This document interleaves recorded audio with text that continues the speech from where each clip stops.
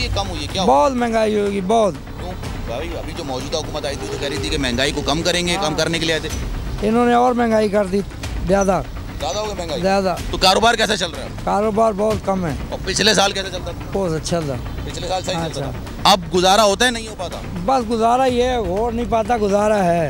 अच्छा गुजारा है। हाँ। अच्छा अभी इंतखाबात हुए हैं तो वोट किसको दोगे? वोट देते हो वैसे? वोट नहीं देते हम, सारी जिंदगी हो गई, दिए ही नहीं, ना देना है।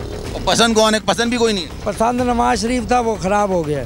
वो क्या हो गया? खराब हो गया वो। अब कौन पसंद है? अब कोई भी पसंद नहीं है। अब क्या पसंद नहीं है? नहीं, क्योंकि महंगाई बहुत कर दी सब ने। पिछला एक साल ज्यादा बेहतर था या अभी का एक साल ज्यादा? ये तो दोनों तीनों साल, चारों साल गरीब आदमी मर गया है। अच्छा। पहले कोरोना आ गया, उसने मार दिया। अभी ये जो महंगाई आ गई, इसने गरीब को मार दिया। गरीब आदमी का बस खत्म हो गया। उम्मीद नहीं है किसी से? नहीं, उम्मीद नहीं है, वोट नहीं देते ही नहीं वोट। अल्हम्दुलिल्लाह। आपने तो बेशुमार हुकूमतें देखी होंगी, पिछला एक साल कैसा रहा ये बताएं। ये